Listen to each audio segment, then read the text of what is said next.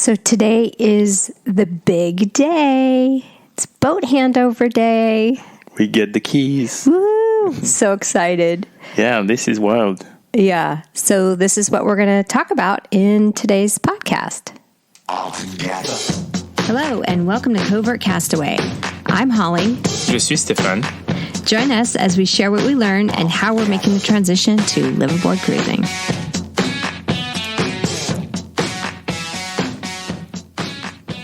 Oh my God, it's been, 23, 24, 25 months since we've been talking about potentially changing boats. Yeah, I think probably around August. We were in maybe July last year. Yeah, or 2 years ago. Yeah. Because we're in the Ionian. I think yeah, with having our Bella and with Boo and Bella talking about Outremer's the whole time. But the Outremer 55 at the time. Yeah. And so it's been a long time coming, and it's weird because I feel like the last couple of years have gone by really fast. In some ways, we certainly kept busy. You know, we sold the boat, we did a bunch of training, we worked, we traveled, you worked on like making sure all the boat stuff was lined up. So yeah, so we get the handover later this afternoon, but before we cover that in today's episode, we wanted to capture just sort of our reflections and thoughts, and before we go through the madness, because we might lose a little bit of zen later in the day. Mm-hmm. Well, yeah, so today is going to be like the high point, get the keys. The low point, once everything is handed over, we have a lot of stuff to move from the Airbnb to the boat. Yeah, exactly. We're staring at like a ton of boxes and bags and stuff still. And I mean, this Airbnb, don't tell the landlord, but like, it's such a mess because our stuff is everywhere. Anyway, so what are you looking most forward to about getting back on a boat? Dropping the anchor somewhere. Really? And just like let the boat float, move around. Waddle around. Yeah, that's going to, I think more than today, that's going to be the moment for me. Like, really? Once we spend a night on anchor, you see the sun go down. That's definitely something I'm looking forward to. It'll be like, back in that mode. Because we've been on boats, but it's been mostly for training and learning and doing maneuvers. And you don't have that little moment like, oh, okay, this is what we're doing. This is how we're living now. Yeah, we have had some weekends on Outremer because they organize those training weekends, or now even 3 days in a row. But yeah, it's not your boat. It's not like, I think it's just going to hit me once that happens. Mm-hmm. Then I think I'll be like, wow, this is it. It's happening. Mm-hmm. I guess what I'm looking most forward to, honestly, is having a home. I feel like we have been moving around a lot and staying at a bunch of different Airbnbs for various lengths of time.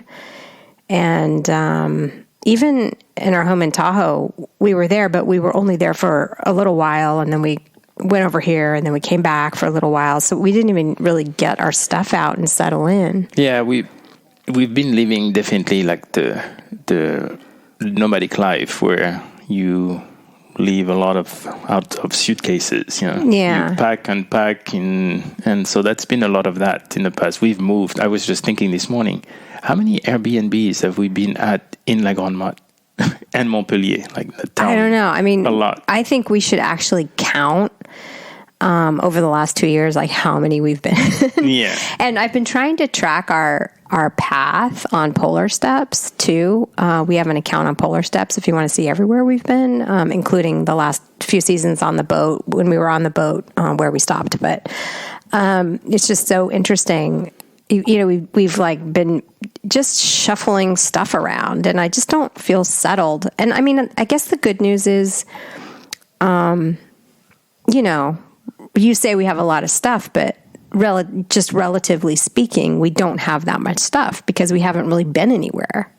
Yeah, I mean, when we travel at home, we have, if you remove the ski stuff, we don't have a lot of stuff. And same thing when we travel.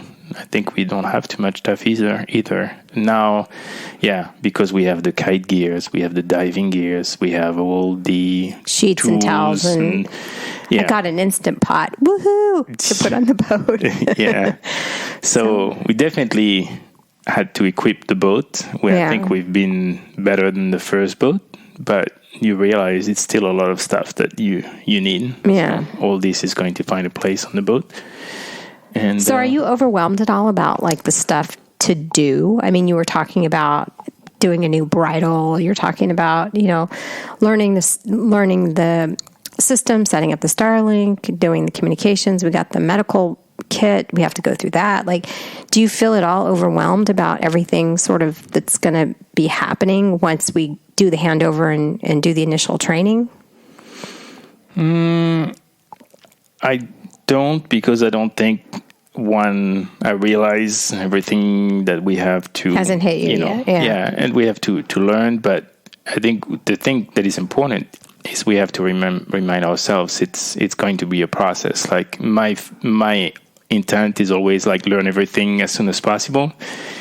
But I think we just have to categorize things and be like, okay, along the way we have to learn the basics. And the great thing with Outremer, you're getting a proper handover. So we're going to have like people coming on the boat, knowing the ins and outs, and spend time with us. So that's super valuable. Plus the handbook, like the user guide.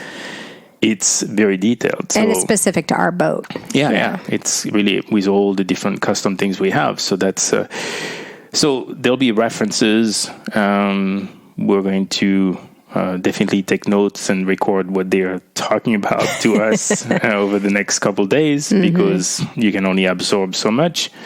And of course, there's the Outremer Facebook group, and you can ask questions as well. And so, I think it's going to take some time, and the more important is for us to just be like, wait, let's focus on the key systems and or opportunities. Like, we got our medical kit yesterday, so super excited about this. And then and my niece is coming this weekend for a 4-day weekend, and they're just going to travel around and basically using our boat as an Airbnb.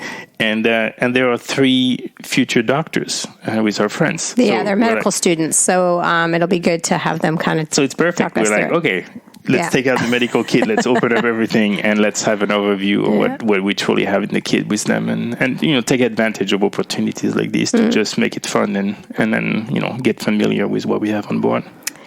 Yeah, so that's the big day, guys. A big handover this afternoon, and then tonight the mad rush to move all of our stuff. And a big move, on the boat. And by the way, this handover this afternoon isn't the full handover. It's just the essential plumbing and electricity, so we can. No, it's tomorrow morning. Oh, tomorrow morning. Yeah, this afternoon is really they give you the keys, and we do a walkthrough of all the stuff that we purchased with the boat. Okay, so like an inventory. Hey, we bought a tender. Yes, the tender is there. And we bought an engine for the outboard. Okay, so that's what that is. And then tomorrow is and this and a visual quality check. Yeah. Walking around the boat and seeing anything obvious that they might have missed. So I think that's there's a hole in the hole in the boat. Yeah. And then so tomorrow then we do the electrical and plumbing so that we can basically live on the boat for the weekend, because it's a supposed long weekend, although we have another training on Monday, but that means we get to take the boat out over the weekend, which is cool. And then Tuesday's a holiday, so we'll be able to take the boat out again, and should be fun.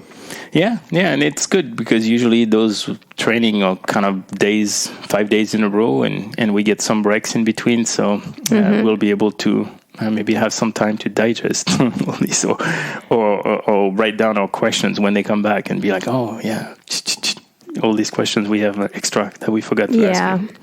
So later today we'll be checking in, and we'll be able to give an update. And we're back at the dock on our boat. You want to describe the scene? It smells like pizza in here. Yeah. Because we just ate. Late dinner. What time is it? Oh, 10:30, 42. 10:40. Yeah, it's European dinner time. No, it's like more than Spanish, Italian. Like it's really late. Yeah. So we are on our boat. We got the handover. We intended to do one full podcast in one day, but that didn't happen because we were up until, I don't know, 1 a.m. or something like that, trying to do stuff. So, here we are now. So we're sort of we had handover social dinner 2. Yeah. In the middle of our moving into the boat. Mm-hmm. Then I had to go back to the apartment to pick up the rest.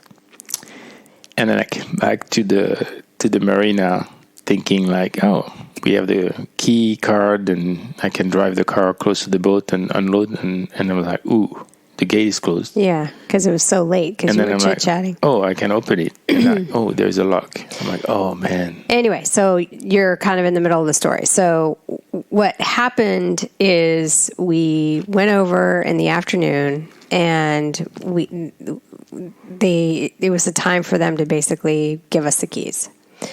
But it's not just here's the keys, high five, and then they walked away. It was, they do a full inventory of everything. They show us basically everything we bought, kind of went through every little piece on the boat. But it wasn't a technical summary. It was sort of you're getting the actual thing. In your list of all what you paid for. Yeah. Checking. So that was really nice. It's there. And we also had, I guess the best way to describe it would be like a bailiff or a notary or... Oh, yeah. The guy who came to basically say you are who you are and the boat is what it is. And they read the numbers and look at the engines and make sure all the paperwork matches. So that was good. And then we got a little bit of a technical overview. No, you forgot we done a visual quality control. Yeah, that's what I meant. Yep. Inside and out. Visual. And so how did you think that went? The visual quality control. Good. Because I felt like we were looking for stuff. Oh, yeah. I mean, you're looking for little things, but... No, my point is like, it was delivered in really good shape. Oh, yeah. I mean, there were a little bit, but I mean, we were really stretching to find stuff probably. I mean, the stuff would be perfect if it was fixed, but we're talking about freckles, But it's the time to... It's the time to do it. That's true. But yeah. Because, they have all the right paint or all the right little things to fix stuff. Just where caulking maybe needed to be fixed. And they want, they've done probably rounds of checking, but of course it's there's so many places. So you spot some different things. Yeah.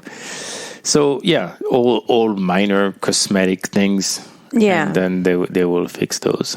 And I was amazed because we went on the test sail, last week, and we stepped on the boat, and there's going to be a YouTube video about that, by the way. We stepped on the boat, and I didn't even videotape the inside of the boat because it was just like completely, everything's open, all the panels are open, it's just everything's everywhere. And so I was like, wow, how are they going to pull this off and get it all together? And we walked on board, and there was like flowers and bottle of champagne with glasses, to a bag with our logo on it. I know, it was like embroidered bag, and it's nice. And very nice gesture. Yeah, very really nice. Appreciate it. Yes, for sure. But Eloa was great. He's our man at Outremer that we work with, and he was awesome and walked through everything with us and handed it over. Yeah, I must say, like, as much as it feels a little bit exhausting for us, I'm like, what he has to do, or the effort it goes through to make sure everything happens, like staying late, coming early, and managing everybody, and then just like then being like with us calm, composed, He's relaxed. so composed and relaxed. And going through all the things that he needs to go through, answering all our silly questions. Yeah. Yeah, it's remarkable. Yeah.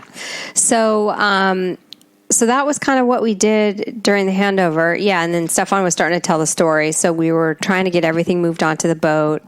How many bags do you think we had? Oh, IKEA bags. How many we have? I don't know. You probably know that. 7, 8 at least. Oh, at least. This is like, if you're going to move onto a boat, you need to live on a boat. You need or live on a boat. Yeah. Go to IKEA, buy a bunch of bags. They're like $1. Yeah. It's the best. It's the best thing ever. These bags are amazing. Yeah. So, but we had, 5 or 6 suitcases, like large duffel bag suitcases. Yeah, soft cases, I guess. Yeah. Yeah, duffel bags, big one. Yeah. Yeah, and we were thinking, maybe 1 or 2 carloads, and it well, not 1. I knew there would be 2. Well, we had the Starlink box and all the tools, the medical kit. And the IKEA stuff, like it takes a lot of room, like the sheets and blankets and pillows and the foam mattress topper, yeah. So that's. But the good thing is, once you put it on the boat and you lay out on the bed, it disappears. Yeah, exactly. So the little tricky bit was, since we took the Ujmer team who was helping us with the boat out to dinner. Well, those guys, so it was like probably... they didn't eat anything all day long. And then they were like, totally like, oh, let's go work on this project on our end. And we're like, what are you guys doing? You worked all day. Yeah. They were like, oh, no, we'll go do it. Yeah. So they were doing extra stuff late in the day. Okay, we're like, let's go have dinner. And we were starving anyway. Yeah, it was very enjoyable. But then suddenly, the clock is ticking. Well, the clock was ticking, and it's high travel season in the south of France right now. So the restaurants are popping. I think it took maybe 45 minutes for someone to take our order. To even get drinks. I know. It's like, seriously. I know. So anyway, we came back, and then I was like, oh my gosh, because we had to get everything on the boat, out of the Airbnb, and then the next morning early, we were going to go through, which was today, we were going to go through a more of a electrical walkthrough. Yeah. And so Stefan's chit-chatting because he's like the dolphin in the family. And lost track of time.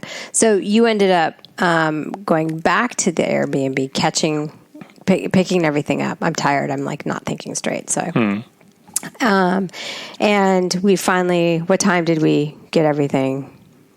What time did we tuck ourselves in? Like 2 o'clock? 1:30?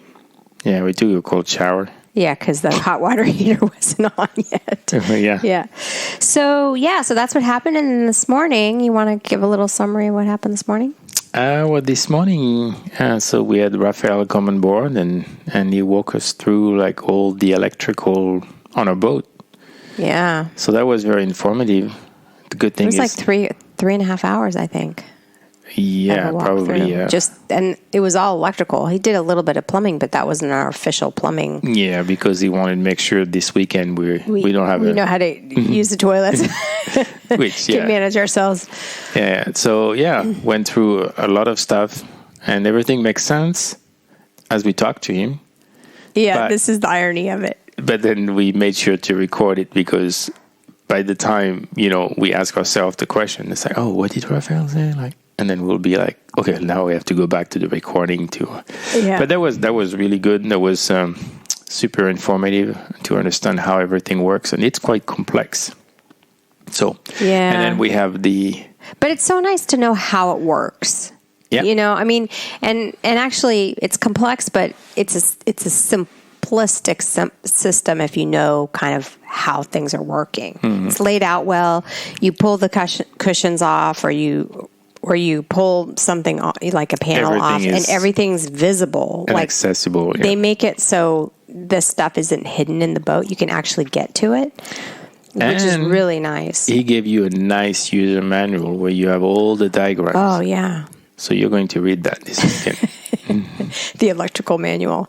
Yeah, But it's handy. It's got everything you would ever want to know about colors, the boat. and Yeah, color-coded. charts, and tables, and very. It's incredible, actually. Yeah, and all labeled. Yeah, everything's labeled in English and in French. And it has like all the cables you can follow from one end, and what you see like one end, if it's like a number, each cable on the other side it will be is labeled. Yeah. So you can do a lot of troubleshooting with the manual and following things, which is good. For sure. Yeah, that definitely was great. So that was 3 hours, and then we were able to take the boat out. Quick lunch, and then and then we had one of a half sailing day. We had a few guests on board. Well, they're all from Outremer. Yeah. But our skipper, Mark, who is our Handover skipper, took us out and kind of showed us how to the ropes. She literally showed us the ropes.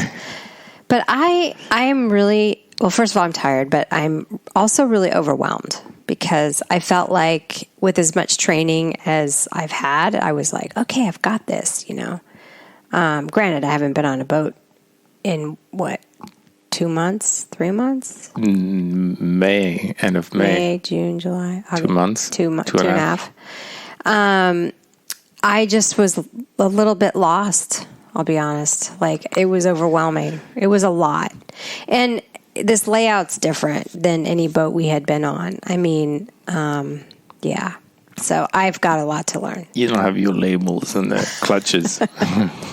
No, that's not it. It's just more, getting comfortable with where everything's at. I think it'll be fun to count all the lines we have on board. Oh, man. And because definitely there's lines everywhere. Yeah. Everywhere. And, everywhere. But we tried a bunch of sails. So yeah, we tried the stay sail, which we hadn't seen. And then we flew the Code 65 with the stay sail. So we had double sails. Forward, Code 65, moving back, stay sail, moving back, main, all black sails. Okay. What? Okay. It was like really cool. Piratey. Racy, yeah. Yeah, and we were moving in not much wind at all. Yeah, so I think it was something like... we had basically, like at the time I was looking at, we had 8.5 knots. And we were sailing at 6.5 knots, and we were 120 degrees true from the wind, wind angle. And I was like, whoa, that hit me, because with our previous boat, 8 knots, we will just start thinking about putting sails up. Mm-hmm. Definitely not going downwind with any sails, because then we have no speed. And so it would be like, sure, maybe 9, we can move. As long as you move upwind, you create some apparent wind, you're moving the boat. But here I was like, wow, we're sailing at 120 true. 8.5 knots, and we're moving at 6.5. Yeah. With the Code 65 and full main. I was like, wow, then you never use an engine. You go wherever you go. Yeah, it was that was really, and that light wind kind of sailing in the beginning was the reason really that motivated us because, it's not like we're trying to race. We're trying to not use the motor. Well, if you're moving at 6.5 knots, you're making like... No, I know. It's just 6.5 knots doesn't seem that fast. What? But it's fast with that kind of wind is the point. Well, it's fast. A lot of boats hit 6 max speed, and we're moving like easily. So, in 6 hours, you cover a lot of miles. Yeah. And then during daylight, you're like, oh. Yeah. You can hear I guess 6 doesn't seem fast when we went 18 the other day. Yeah. Well, we didn't stay at 18. I know. But... So if you want to check that out, we posted a video on our YouTube channel that kind of covers us going at 18 knots when we got some tricky wind. That was at the last Outremer week training, actually. And that was something else for sure. Mm-hmm. Anyway. So you think you're a little overwhelmed, but you think you've got this all these lines? I will at some point, and it did make me feel better when we were kind of back at the dock, and I did dock the boat, the pillars, and because you have to like go into this marina, and it has these pillars, and you have to like lasso them, and it's very specific to Lagon-Motte and a couple other marinas in the south of France. It's a bit tricky. Yeah. But there was no wind, so I had that going for me. So I was able to get the boat in, which was a good win, right, for the first time taking the boat out. But anyway, so we started talking to our boat neighbor, and they were saying, after they got their boat, a New Timor 51, it took them about 3 months to settle in and feel like they were really one with the boat and one on one team and that kind of thing. So that gave me a lot of hope. But yeah, I mean, my brain's just full and I'm physically tired. Yeah, I mean, there's a lot. And then you don't want to make a mistake. And so you're just, step by step. Oh, I need to do this. Oh, I forgot these. You have dagger boards now. And, so it's definitely technical, but everything will make sense as we keep doing it. And and I'm excited to continue to learn. It's interesting to me. So so that's what's going on. And then we get a break. But your niece and her friends are coming on the boat, and we have the official registration document. Yeah, that was which was turned around overnight. In less than, probably like that's crazy. 12 hours. Yeah, which we were like, okay, now because it's the weekend. Yeah, and not only that, it's a holiday weekend, so we weren't sure we were going to be able to get the paperwork in time. So officially, and we have insurance. Woohoo! Yeah. Have a party. We need the flags, though. We need a flag, yeah. French so flag. we're able to actually take the boat out by ourselves if we wanted to. Your niece and her friends are coming from, they're medical students, so they're going to maybe walk us through the medical kit. Yeah, we're going to definitely open, we have 2 bags. Each, I think, is like 30 liters full of like medical items and medicine. So it's going to be a great opportunity to open this out and then talk to them about, this. And then, so we'll probably, stay put tomorrow. I mean, I need to, for example, I finally bought a sponge, but I don't have anything on this boat. There's nothing on this boat in terms of just house, like living stuff. Like we have a roll of paper towels, but we've got forks and knives and spoons and glasses, and we've got all the basic stuff. Okay. You've got your Instant Pot, you've got your hot plate. What are you talking about? You've got nothing. Well, I didn't have a sponge. We have a microwave, an oven. We have an induction. Yeah. Okay. Maybe you're right. I think you needed just a sponge and maybe some. I needed a sponge. I need a trash can. Liquid dish, like soap. Dish soap, yeah. Anyway, so that's what's going on with us. I mean, do you have any reflections? I mean, are you still letting it sink in? I mean, no. And we moved spot, and now it's kind of we're more among quiet. The other boats, more quiet. Definitely, there'll be more traffic with like tourist boats and stuff, but it's going to feel more like a summer vibe than where we were. So I think we can see the sunset also.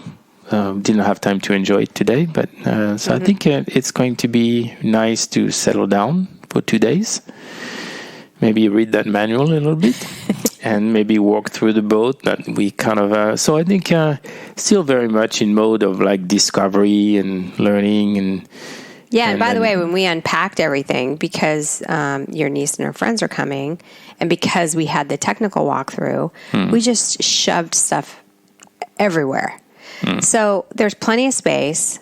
Everything of ours fit, and then some. But everything is literally just shoved in places. And also I want to give a big shout out. Shout out. Yeah, I was like shout out to Utomea, because so while we were coming back, we got a little electrical issue. And I must say, so it's Friday night. It's like 5:30. Oh, 6 no, o'clock. it was later than that. It was like 6. Yeah, so 6 o'clock, Friday night. It's August. And it's a long weekend. It's a 4-day weekend for a lot of people. Yeah, Tuesday is a holiday. And suddenly we have this electrical issue. And then Elwa gets on the phone before we are at the dock, figuring out, like, trying to troubleshoot this as we were, like, still kind of being oblivious to what's happening. And then he's, like, calling the no, because I was at the helm, and I'm like, what just happened to all I didn't know. Like, so anyway, he's like getting on this, calling the right person. The right person was on his way to his vacation. Out of town. Going out of town to a wedding. With his wife. He turned around, came here with his computer to come troubleshoot the issue. Yeah, that was amazing. And figured out the settings, something that was misconfigured. And then didn't just leave and say, okay, now it should work. But then went through all the QA steps to say, make okay, sure it works, let's get the battery down to this level. Let's get them back up to this level, and making sure all the lights, all the things were working. Yeah. Like basically focusing on that. And I was like, wow, this is like dedication. Yeah, it was something. And Ella was staying too. Yeah. He was supposed to meet with his girlfriend. So I was telling them, because they gave us nice flowers, I'm like, maybe you guys should split the flowers. Take the flowers. Take them to your wife and girlfriend. So you're like, you know, you're not in trouble for the weekend. But that was cool. That's pretty impressive. Mm-hmm. That's really a real dedication. And just like last night, we were talking about, they were working after a long day on our boat to change some lines and stuff. I'm like, wow, those guys are like, Outremer needs to keep all these people. Yeah. And this isn't, by the way, a podcast about Outremer. We are not paid by them or anything like that. Obviously, we didn't, So I'm just in shock about how the handover went, just the quality of the boat that was delivered. I mean, it has bits and pieces that will all, get sorted out. Yeah. But the communication's been great. The responsiveness has been great. Yeah. People are committed, like they're happy.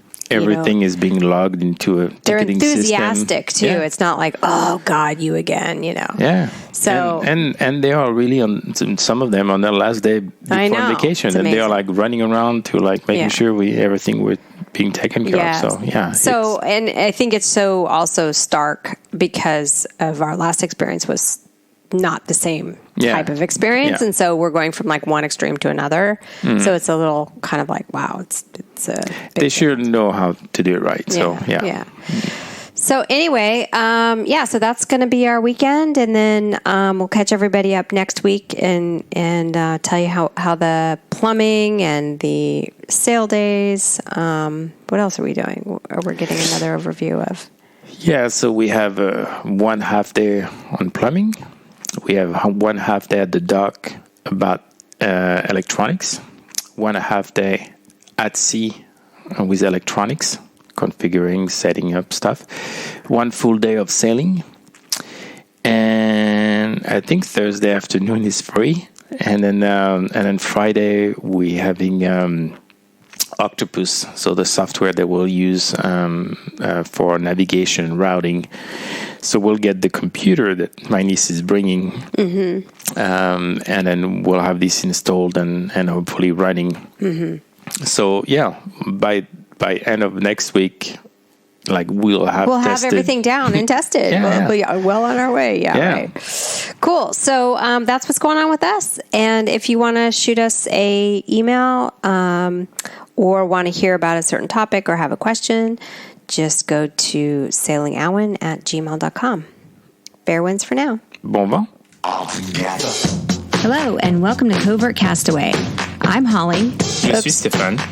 Join us as we share what we learn and how we're making the transition to liveaboard cruising. That's the wrong ending. I did the wrong ending. This is the right ending. Ready? That's better. What's the difference? Well, one has hello and welcome, and the other one doesn't. I didn't even pay attention. Anyway, fair winds for now. Bon.